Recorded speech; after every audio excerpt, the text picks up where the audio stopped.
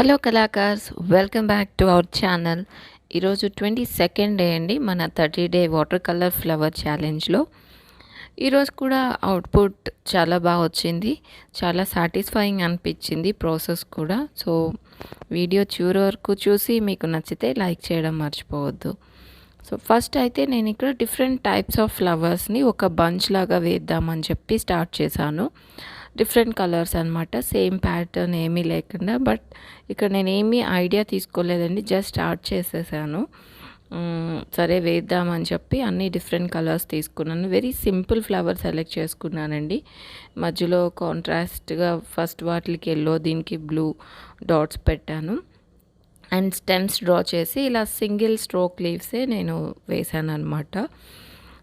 ఇక్కడ ఇది వేసిన తర్వాత నేను ఫస్ట్ ఒక బొకే లాగా వేద్దాం అనుకున్నా.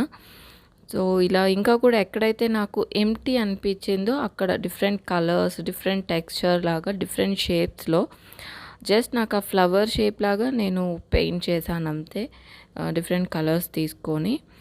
తర్వాత అనిపించింది దీనికి ఇంకా ఎక్స్ట్రాగా ఏమైనా యాడ్ చేస్తే బాగుంటుంది అని చెప్పి మళ్ళీ అక్కడక్కడ ఇలాగా డిఫరెంట్ కలర్స్ తీసుకొని యాడ్ చేశాను. అండ్ నెక్స్ట్ వచ్చేసి ఇంకా extra stems and leaves add చేశాను అనమాట.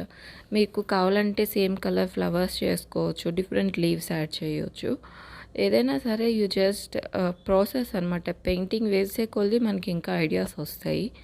ఇది నేను ఫస్ట్ ఫ్లవర్ స్టార్ట్ చేసినప్పుడు నాకు అసలు ఐడియా లేదు నేను ఏం వేస్తాను.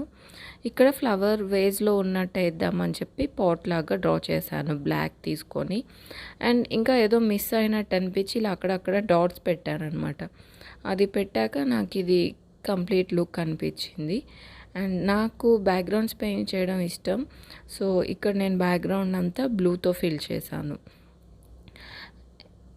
వాటర్ కలర్స్ నేను చాలా డిఫికల్ట్ అని ఎప్పుడు ట్రై చేయలేదండి. ఈ 30 డే ఛాలెంజే నా ఫస్ట్ ఎక్స్పీరియన్స్ అనమాట వాటర్ కలర్స్తో. సో ఇక్కడ నాకు ఫ్లవర్స్ ఎందుకో ఇంకా హైలైట్ అయినట్టు అనిపించలేదు. అందుకని చెప్పి నేను బ్లాక్తో ప్రతి ఫ్లవర్కి డీటెయిల్స్ ఇచ్చాను. మనం డీటెయిల్ ఇచ్చాక ఆ ఫ్లవర్ లుక్కే చేంజ్ అయిపోతుంది.